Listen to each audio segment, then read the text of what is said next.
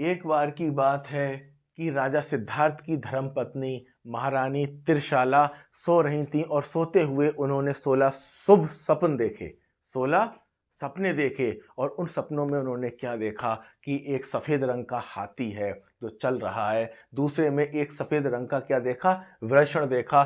तीसरे में एक सफ़ेद बड़का यानी श्वेत बड़का लाल अयालों वाला, अयालों का मतलब समझते हैं, जो सिंह के देखो मुंह के पास में बाल होते हैं, लाल अयालों वाला सिंह देखा। एक में क्या देखा, लक्ष्मी जी हैं, वो अपने कमल पर आसन लगाए हुए हैं। एक स्वप्न में उन्होंने देखा कि 2 सुगंधित पुष्प की मालाएं हैं।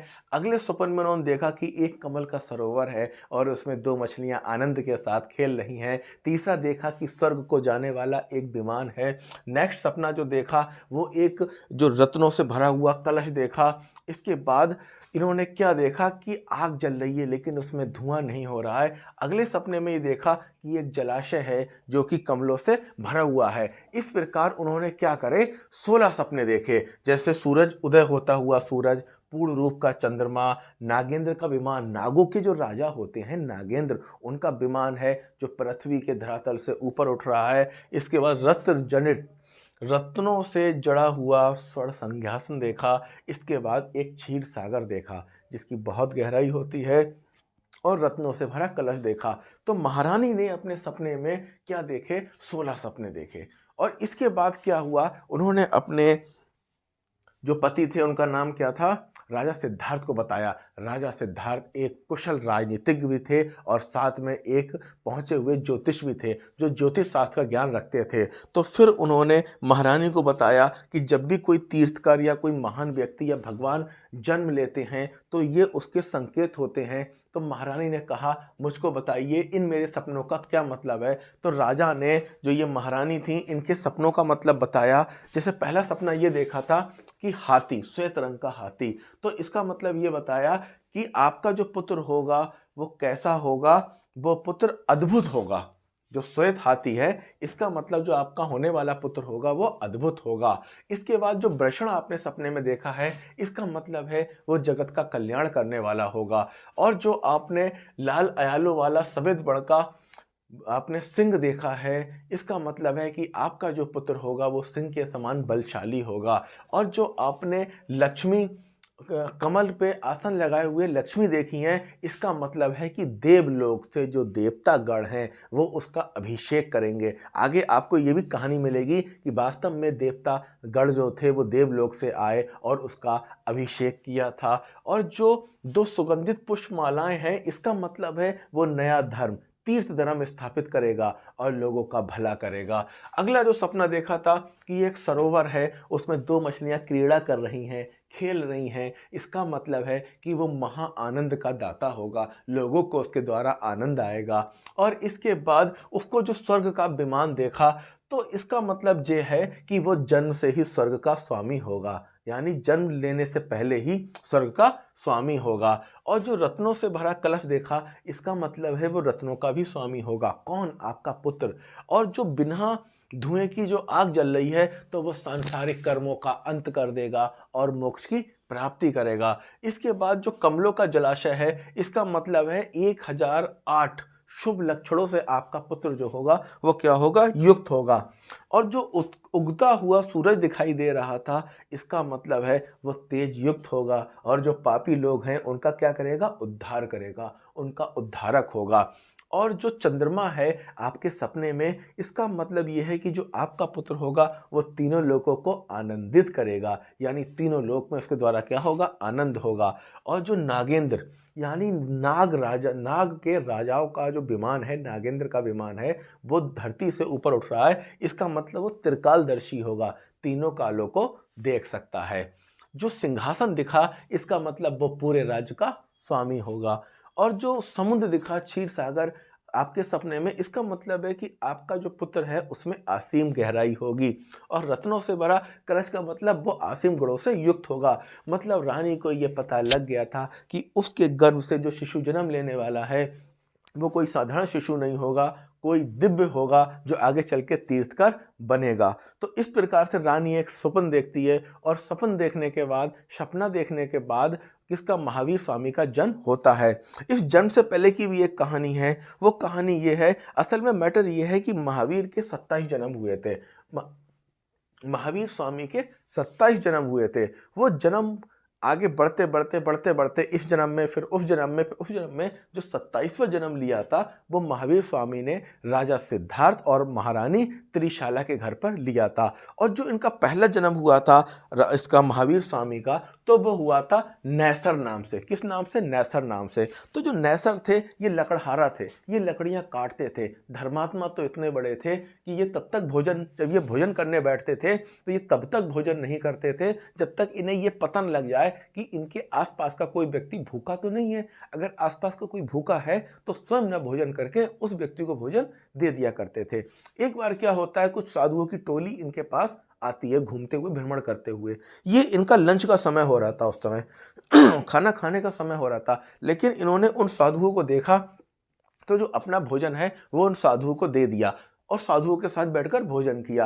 इससे साधु इतने प्रभावित हुए कि नैसर को ज्ञान दिया और ज्ञान देने के बाद उसे आत्मज्ञान की प्राप्ति हुई और उसने अपना जीवन परोपकार में, सच बोलने में और अहिंसा में लगा दिया, जिसके कारण जो उसका अगला जन्म हुआ वो दिव्य लोक में हुआ। आपको तो पता ही है, इस जन्म जैसे कहते हैं इधर सही काम करे तो उधर मामला सही होगा। तो जब नैसर ने अच्छे काम किए तो इसको दिव्य लोक मिला। इसके बाद जो तीसरा जन्म हुआ महावीर स्वामी का वो मारीची के रूप में हुआ। किसके रूप में हुआ? मारीची के रूप में। यहाँ हम बहुत डीप तरीके से नहीं पढ़ेंगे, अगर डीप तरीके से पढ़ेंगे तो बहुत लंबा हो जाएगा, क्योंकि समस्या ये है ना कि रुचि डेवलप होना चाहिए। जब आपके अंदर रुचि डेवलप हो जाएगी तो कॉन्सेप्ट अपने आप ही क्लियर हो जाएगा।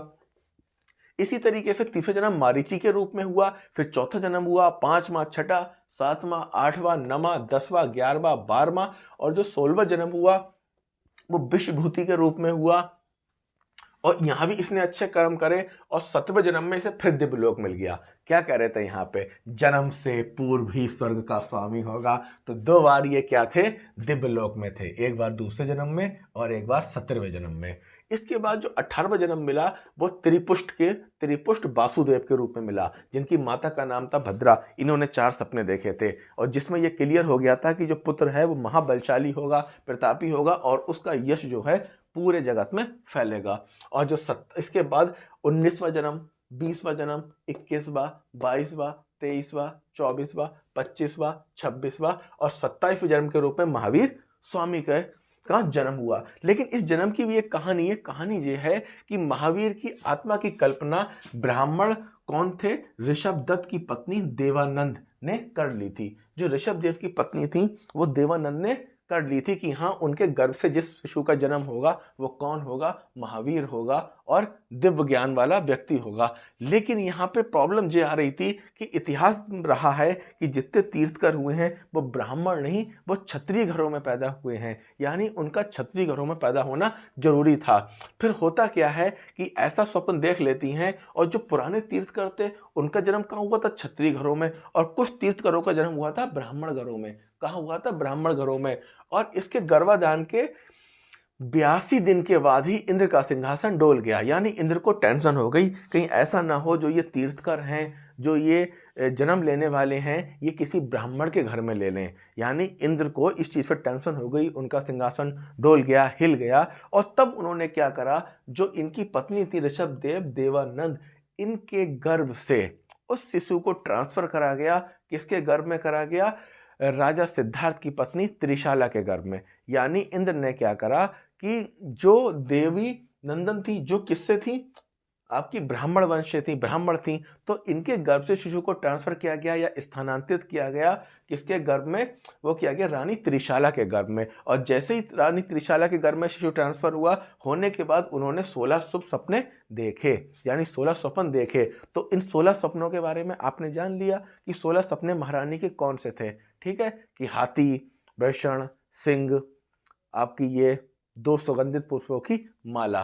तो इस प्रकार से क्या होता है, ये इन ये जो हैं ये माता किसके पास जाते हैं, त्रिशाला के पास आ जाते हैं। त्रिशाला को ज्ञात हो जाता है कि जो शिशु है गर्भ में वो कोई साधारण शिशु नहीं है, लेकिन उसने सुना था कि जो दिव्य शिशु होते हैं या जो दिव्य आत्माएं होती हैं, दिव्य होते हैं, भगवान होते हैं, वो कुछ ना कुछ हलचल करते हैं, पर उनका शिशु तो कोई हलचल नहीं कर रहा। इसका कारण ये था कि जो महावीर स्वामी थे उनको गर्भ में ही अपनी माता से इतना लगाव हो गया था, वो उनको कोई कष्ट देना नहीं चाह रहे थे। लेकिन जब माँ को टेंशन हुई कहीं ऐसा तो नहीं मामला कुछ गड़बड़ है, तब उन्होंने थोड़ा सा पैर हिला के हलचल की, तब माँ को संतुष्टि हुई और इसी लगाव के कारण उन्होंने ये गर्भ में ही फैसला किया कि वो जो दीक्षा लेंगे वो माता पिता की मृत्यु के बाद ही लेंगे, माता पिता के जीते जी वो दीक्षा नहीं लेंगे। जैसा कि आपका बौद्ध धर्म में था, सब काम उनके जीते जीते ही हुआ था, माता पिता के जिंदा रहने पर ही हुआ था। लेकिन जैन धर्म में महावीर स्वामी ने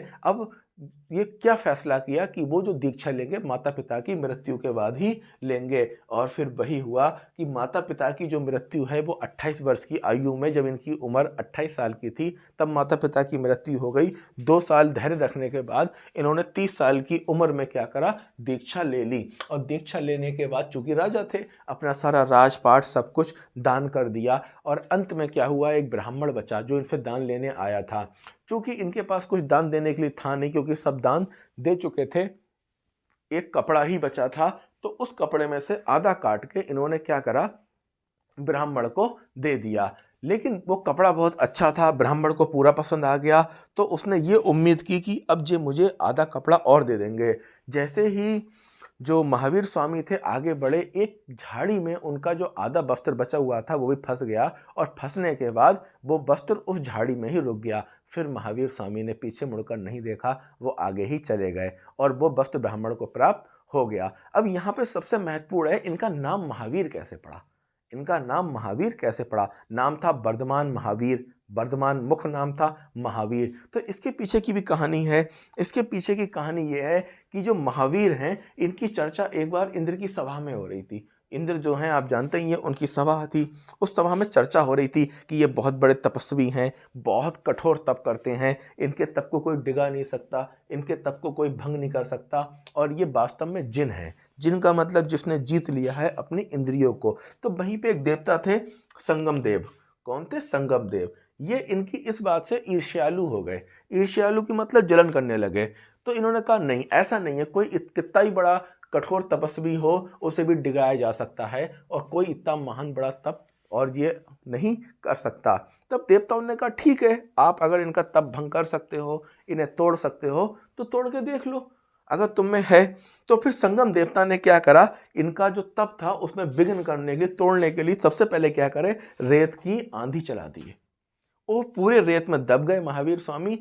लेकिन महावीर स्वामी पर कोई फर्क नहीं पड़ा, क्योंकि वह दिव्य पुरुष थे, वो एक तरीके से भगवान थे। अगली बार उन्होंने सफ़ेद चींटियों को बुलाया और सफ़ेद चींटियों से क्या करा। अच्छा, तुमने एक चीज़ नोटिस करी यहाँ पूरे टॉपिक में, सफ़ेद हाथी, सफ़ेद वृषण, सफ़ेद सिंह। महावीर स्वामी का जो रक्त था वो भी सफ़ेद था, वो रेड नहीं था, वो लाल नहीं था। उनका रक्त कैसा था, श्वेत था। वो भी आगे बताएंगे कि किस कहानी में उनका रक्त जो है श्वेत बताया गया है।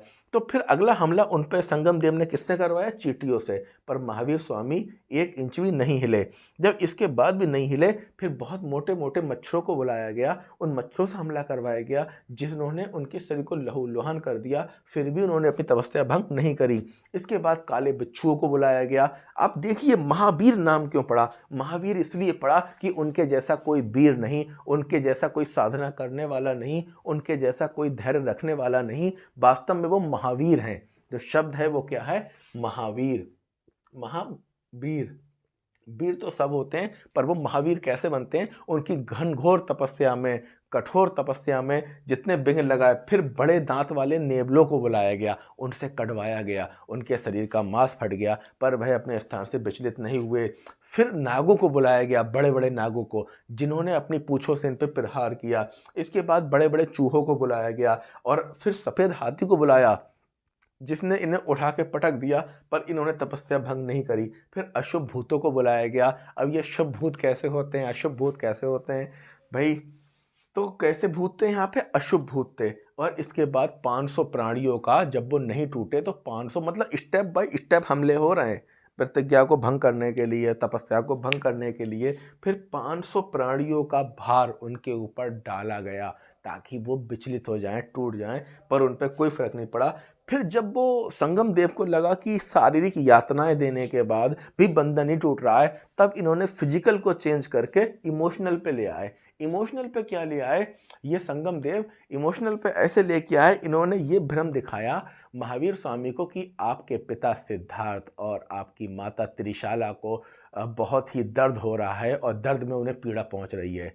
लेकिन तब भी चूंकि वो जानते थे महावीर स्वामी कि माता पिता पहले ही जा चुके हैं तो अब वो नहीं हैं, तो ये वाला दांव भी उनके ऊपर नहीं चला कि माता पिता को भ्रम में दिखाकर कि उन्हें बहुत दर्द हो रहा है, वो रो रहे हैं, यहाँ भी विचलित नहीं हुए। फिर उनके पैरों के पास आग जलाई और उस आग में चावल पकाए, लेकिन तब भी वो विचलित नहीं हुए। इसी कारण तो उनका नाम महावीर पड़ा। अगला काम उन्होंने क्या करा, फिर ऐसे पक्षी लाए जो मांसाहारी थे और उन पक्षियों से उनका मांस नुचवाया, लेकिन इसके बाद भी उन पर कोई प्रभाव नहीं पड़ा। फिर तूफान लाए, मूसलाधार बारिश करवाई, ओलावृष्टि करवाई, फिर लोहे का चक्र लेके आए और अंत में उनके ऊपर गदा फेंका, क्योंकि फर्क पड़ता क्यों? क्योंकि वह दिव्य पुरुष थे, भगवान थे, इसलिए उन पर कोई प्रभाव नहीं पड़ा। फिर उन्होंने सुंदरियों को बुलाया, परियों को बुलाया, जिसका भी उन पर कोई प्रभाव नहीं पड़ा।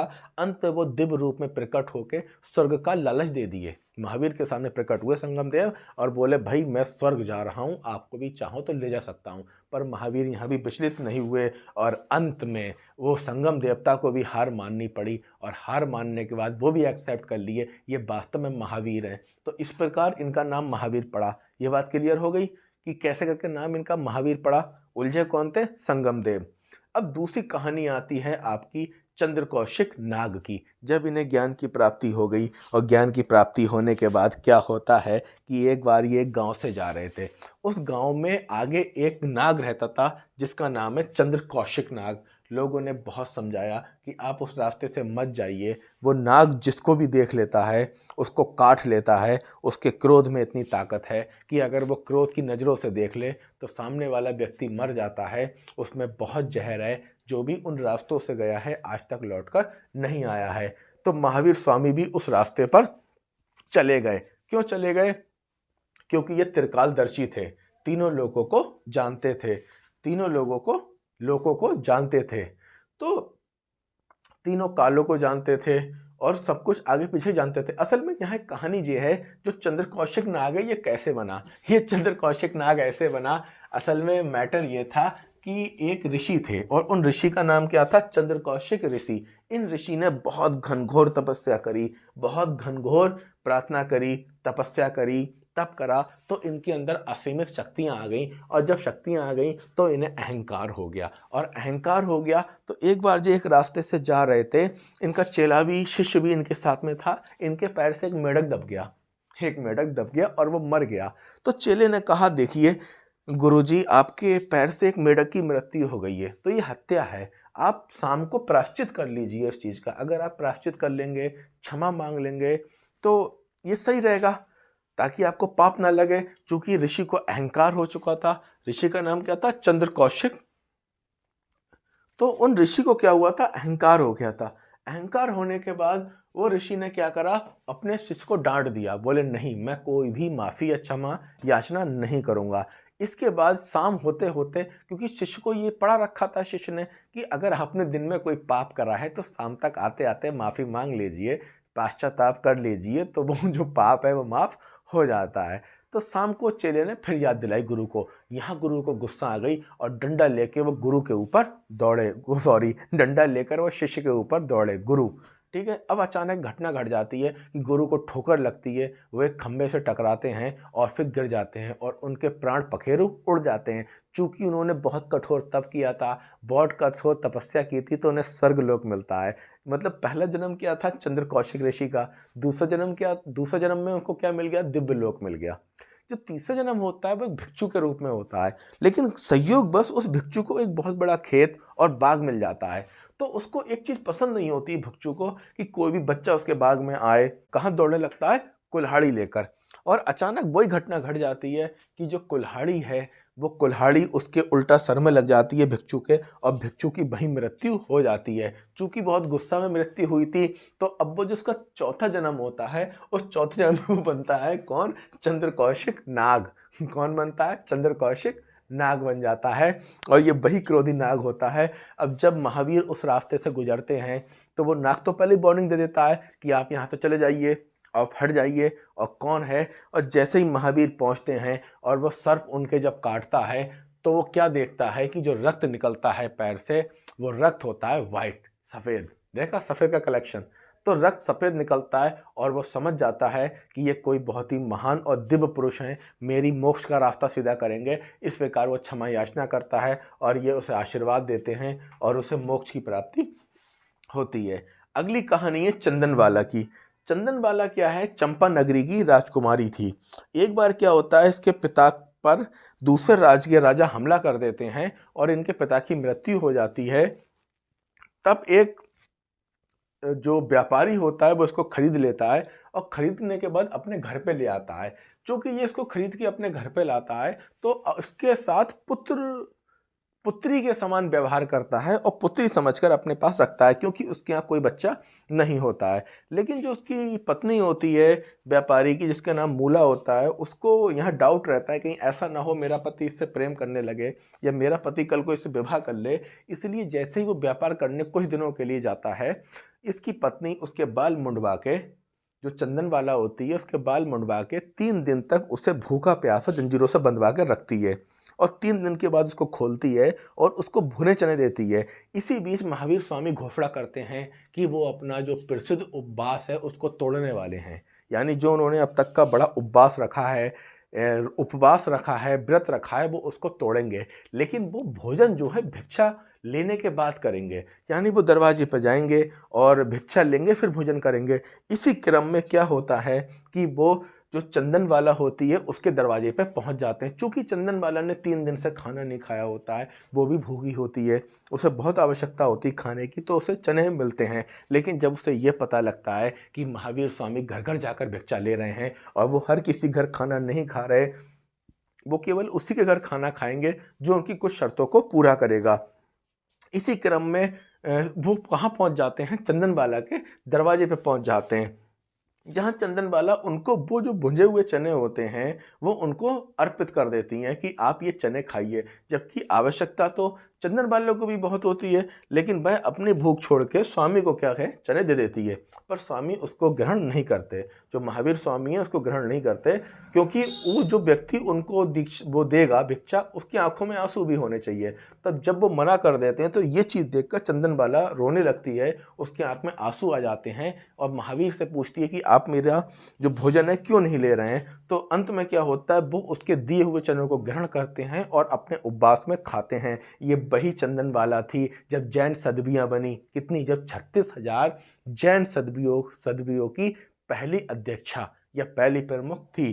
तो ये क्या आपने देखा यहाँ पे, जैन धर्म के जो प्रमुख हैं वो कौन हैं? महावीर स्वामी। इनके बारे में कि कैसे राजा जो सिद्धार्थ थे, उनकी पत्नी त्रिशाला ने एक स्वप्न देखा, उसमें मतलब 16 सपने देखे, 16 चीज़ें देखी, और सपने का मतलब क्या था, कैसे कैसे क्या देखा। इसके बाद महावीर स्वामी के 27 जन्मों में क्या हुआ था, फिर चंद्र कौशिक नाग की कहानी, और फिर चंद्रवाला की कहानी, और संगम देव की कहानियाँ। तो महावीर स्वामी की बहुत हैं, लेकिन हमें क्या है, मुख्य चीज़ें पता होनी चाहिए और इसके साथ में रुचि उत्पन्न होनी चाहिए। बौद्ध साहित्य में जो महावीर स्वामी हैं उनका नाम निगट नाथपुत्र कहा जाता है। निगट नाथपुत्र। इनका जन्म कहाँ हुआ था? कुंडग्राम वैशाली। ये कहाँ है? बिहार में है। कुंडग्राम वैशाली कहाँ है? बिहार में। 540 ईसा पूर्व। पिता का नाम तो आप कभी भूलेंगे ही नहीं। इनके पिता का नाम सिद्धार्थ और माता का नाम त्रिशाला, जो लिच्छवी नरेश चेटक की बहन थी। इनका विवाह यशोदा से हुआ था, और इनकी जो पुत्री थी उनका नाम था अड़ोजा। क्या नाम था? अड़ोजा। जिसका विवाह किससे हुआ था? जमालिस या जमाली से। जब ये क्वेश्चन आया भी था अल्टीग्रेड जैसी प्रवक्ता में कि इनका प्रथम अनुयायी कौन बना था, तो प्रथम अनुयायी कौन था? जमाली या जमालिस, जो इनके कौन थे? दामाद थे। अब 12 वर्ष की कठोर तपस्या करने के बाद 13 वर्ष की आयु में इन्हें ज्ञान प्राप्त हुआ, कैवल्य की प्राप्ति हुई, और कैवल के कारण ही इनका नाम पड़ा कैवलिन। कैवल का मतलब जिसने ज्ञान प्राप्त कर लिया हो, उसके कारण का नाम क्या पड़ा? कैवलिन। और ये ज्ञान कहाँ मिला था? जाम्भिये गिराम यानी जुम्बिका के निकट उज्जूबालिया या रिजुपालिका नदी। ये क्वेश्चन भी आपका पीसीएस में भी आया है, एलटी में भी आया है कि ज्ञान कहाँ मिला था? रिजुपालिका नदी। और पेड़ कौन सा था? शाल का। ध्यान रखिए प्रॉब्लम क्या है कि बहुत से लोग जैन धर्म और बौद्ध धर्म में कंफ्यूज हो जाते हैं। जैन धर्म अलग है, बौद्ध धर्म अलग है, वो खिचड़ी कर बैठते हैं। तो खिचड़ी नहीं करना है इनको। जो प्राप्ति हुई थी वो शाल के पेड़ के नीचे। कौन सा पेड़ था? शाल का। और जो नदी कौन सी थी? रिजुपालिका नदी थी। और ये फिर जिन कहलाए। जिन का मतलब होता है जिसने इंद्रियों को जीत लिया हो, वो कौन होता है? जिन। मगध नरेश बिंबिसार, बिंबिसार। सिंधु सौवीर नरेश उदयन। कौशाम्बी के नरेश स्थानिक। अवंतिका राज प्रधोत ने जैन धर्म के प्रचार में सहयोग किया। यानी ये क्वेश्चन आ जाएगा, निम्नलिखित में से किन किन राजाओं ने जैन धर्म के प्रचार में सहयोग किया? तो कंफ्यूज मत होइएगा कि राजा कि जैन या बौद्ध में राजा कौन कौन से थे। तो देखिए कौन? बिंबिसार हो गया, उदयन हो गया, और आपका स्थानिक हो गया, प्रधोत हो गए, इन्होंने प्रचार किया। अब जे कामदेव हो गए, और चुलानीपिया हो गए, सुरदेव हो गए, चुल सायगा हो गए, आनंद हो गए, महासैगा हो गए, साल ही पिया हो गए, नंदनीपिया हो गए। ये सब क्या थे? ये धर्म के प्रचारक के लिए प्रसिद्ध क्या थे? शिष्य थे, जिन्होंने क्या करा? धर्म का, जैन धर्म का प्रचार किया। और राजगृह के समीप पावा में 72 वर्ष की आयु में इनकी मृत्यु हो गई। भाषा कौन सी है इनकी? प्राकृत और अभ्रंश। मुख्य साहित्य जो है अभ्रंश और प्राकृत में लिखा गया है। और ये दो भागों में विभक्त है, श्वेतांबर और दिगंबर। श्वेतांबर और दिगंबर। यहाँ मैं एक आपको कॉन्सेप्ट क्लियर कर दूं, ये भाषा वाला एक कॉन्सेप्ट में ही आपको समझ में आ जाएगा। जैसे ये हमारा क्या है? भारत है, ठीक है। ये है भारत का नक्शा, ठीक है। हुआ क्या था, जब आर्य भारत में आए थे तो उस समय यहाँ क्या चल रही थी? संस्कृत। क्या चल रही थी? संस्कृत। तो पाणिनि ने मना कर दिया, बोले भाई संस्कृत आप या तो संस्कृत बोलिए या अपना पाला चेंज करिए। तो आर्यों ने क्या करा? अपना पाला चेंज कर लिया। और उस पाले में जो भाषा बोली गई वो क्या कहलाई? पाली। क्या कहलाई? पाली। पाली में भी क्या हुए? नियम बहुत ज़्यादा स्ट्रांग हो गए, कठोर हो गए। लोगों को पाली में दिक्कत होने लगी, और जो नए लोग आ रहे थे, पाली नहीं समझ पा रहे थे, नहीं बोल पा रहे थे, तो वो भी अपनी भाषा बोलने लगे। और जो पाली के कुछ उनकी भाषा के शब्द, कुछ पाली के शब्द। ये ठीक वैसे ही होता है आपके पड़ोस में जो दूसरे राज्य के अगर कोई व्यक्ति आ जाए तो वह अपने राज्य की भाषा बोलता है, और आपका बच्चा जो है आपके राज्य की, अब जब उनके घर पे आएगा, जाएगा, कम्युनिकेशन करेगा, तो उन इस बच्चे की भाषा में, आपके बच्चे की भाषा में कुछ शब्द उनके बच्चे की भाषा के आ जाएंगे। तो इसको कहते हैं संक्रमण, यानी ज्वाइंट हो जाना। तो ऐसे ही संस्कृत का रूप जब बिगड़ा तो क्या बना? पाली। पाली का रूप जब बिगड़ा तो क्या बना? प्राकृत। और प्राकृत का रूप बिगड़ा तो क्या बना? अपभ्रंश। और अपभ्रंश जब और बिगड़ी तो क्या बनी? हिंदी। तो जो जैन, जो बौद्ध धर्म की भाषा थी वो क्या थी? पाली। पाली क्यों पकड़ा? क्योंकि बौद्ध धर्म का संबंध था किन लोगों से? जो जैसे जो ब्राह्मण वर्ग था, ये जो पढ़े लिखे लोग थे, वो क्या बोलते थे? संस्कृत। और जो आम लोग थे बोलते पाली। तो बौद्ध धर्म का साहित्य किसमें मिलता है? पाली में। और जो जैन धर्म का साहित्य है वो किसमें मिलता है? आपका प्राकृत और अपभ्रंश में। प्राकृत और अपभ्रंश में। और जैन धर्म को यहाँ पे अपना स्थापित करना शुरू कर दिया था, क्योंकि जैन धर्म वालों को भी कोई ब्राह्मणों को या विद्वान लोगों को ज्ञान नहीं देना था, आम लोगों को देना था। और आम लोगों की बोलचाल की भाषा क्या थी? अपभ्रंश और प्राकृत। तो जैन धर्म ने किसमें साहित्य लिखा है? अपभ्रंश और प्राकृत में।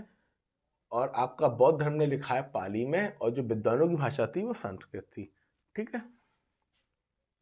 तो इसके दो विभाग करे गए जैन धर्म के, एक श्वेतांबर और एक दिगंबर। श्वेतांबर जो सफ़ेद वस्त्र पहनते थे, जो सफ़ेद वस्त्र पहनते थे उनको क्या कहते हैं? श्वेतांबर। और जो बिना वस्त्रों के रहते थे, निवस्त्रों के रहते थे, उनको क्या कहते हैं? दिगंबर। और जो श्वेतांबर संप्रदाय है, इसका प्रवर्तक के संस्थापक कौन थे? स्थूलीभद्र। कौन थे? स्थूलीभद्र। मैंने कहानी सुनाई थी उस दिन स्थूलीभद्र की।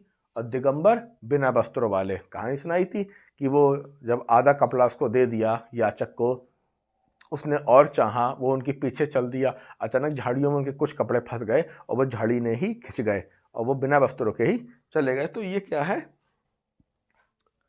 दिगंबर ये बिना कपड़ों के ही रहते हैं। जैन धर्म के दार्शनिक और आध्यात्मिक सिद्धांत, जैसे कि जैन धर्म हुआ या बौद्ध धर्म हुआ तो फिर या और भी दूसरे धर्म हुए, उन सब धर्मों के अपने कोई ना कोई सिद्धांत होते हैं। वैसे ही जैन धर्म के जो दार्शनिक और आध्यात्मिक सिद्धांत, दार्शनिक सिद्धांत का मतलब होता है दर्शन करना। दर्शन करना किसका होता है? आत्मा का दर्शन करना या किसी चीज का ऑब्जर्वेशन करना। जब आप लोग बीएड में टीचिंग करते हैं तो क्या करते हैं? बच्चों का ऑब्जर्वेशन करते हैं, और जब ऑब्जर्वेशन करते हैं तो समझते हैं कि कौन सा बच्चा शैतान है, कौन सा बच्चा शांत है, कौन सा प्रतिभाशाली है, कौन सा मंद बुद्धि है। तो इसे कहते हैं एक तरीके से दर्शन करना। तो दार्शनिक सिद्धांत का मतलब आत्मा का दर्शन करना, साक्षात्कार करना या किसी दूसरे की किसी घटना को देखकर चीजों को समझना। जैसे वही बात आ गई कि महात्मा बुद्ध जो थे, उन्होंने किसको देखा? एक बूढ़े व्यक्ति को देखा, बोले ये कौन है? बोले ये बूढ़ा है।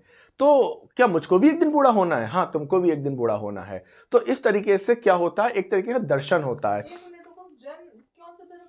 जैन धर्म, गौतम बुद्ध का कहाँ?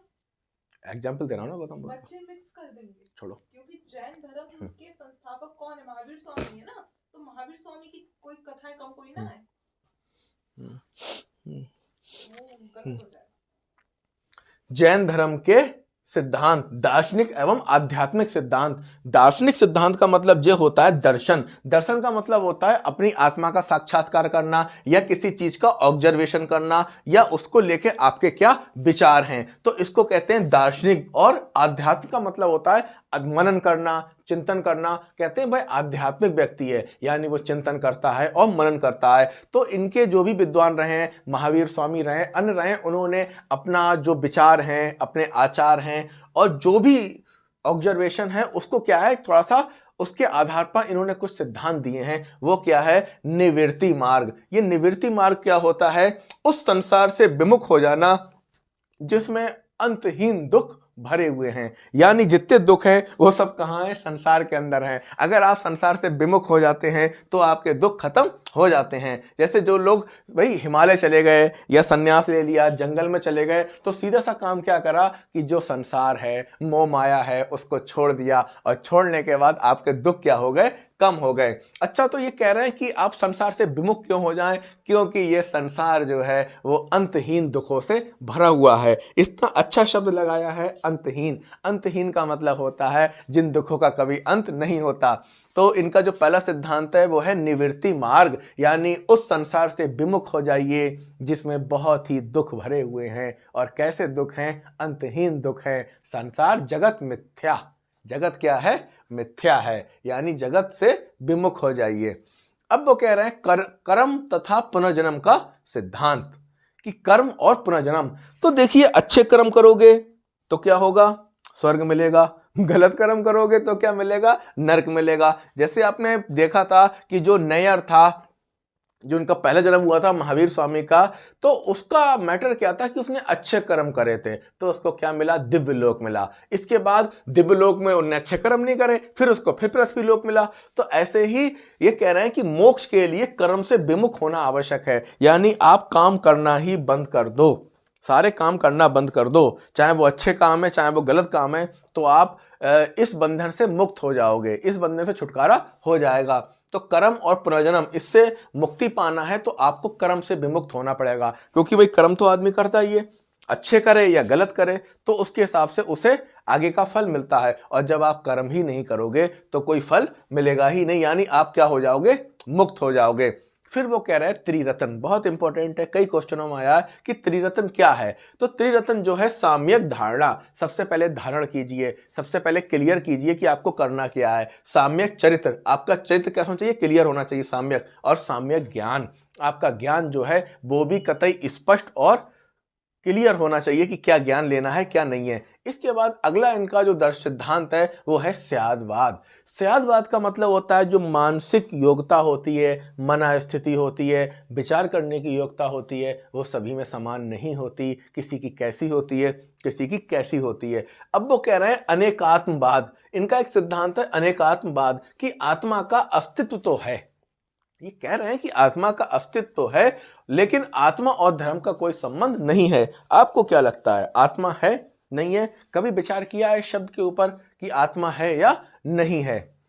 तो कहानी सुनी होगी आपने, एक राजा थे तो वो क्या थे, उन्होंने एक सपने में देखा। सपना क्या देखा कि एक जो शत्रु राजा है उसने आक्रमण कर दिया राजा के ऊपर, और राजा जो है उनका सब जो राजपाट है उस पर शत्रु ने कब्जा कर लिया है। राजा अपनी जान को बचाने के लिए भाग रहे हैं अपने घोड़े से, और भागते भागते उनको 3 दिन हो गए, भूखे हैं, प्यासे हैं, खाने को कुछ नहीं मिला। अंत में उन्हें एक कहीं पे मांस का टुकड़ा मिलता है, और जिस मांस के टुकड़े को वो खाने के लिए, मतलब इतने अधिक भूखे होते हैं कि उस मांस के टुकड़े को खाने की तैयार हो जाते हैं, अचानक एक चील आती है और उस मांस के टुकड़े को भी लेकर चली जाती है। और राजा को ये देख के बहुत दुख होता है, बहुत दर्द होता है, और वो चिल्लाने लगते हैं। और जब वो चिल्लाते हैं उनकी आंख खुलती है तो पता लगा कि वो अपने महल में लेटे हुए हैं और वो एक सपना देख रहे हैं। राजा को बहुत टेंशन हो जाती है कि ऐसा सपना क्यों आया, और अभी तो ये सच लग रहा था।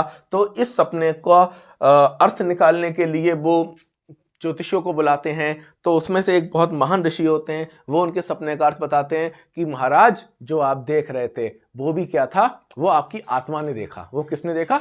आत्मा ने देखा। क्यों देखा? क्योंकि जब आप सोते हैं तो आपका शरीर जो है वो सो रहा होता है।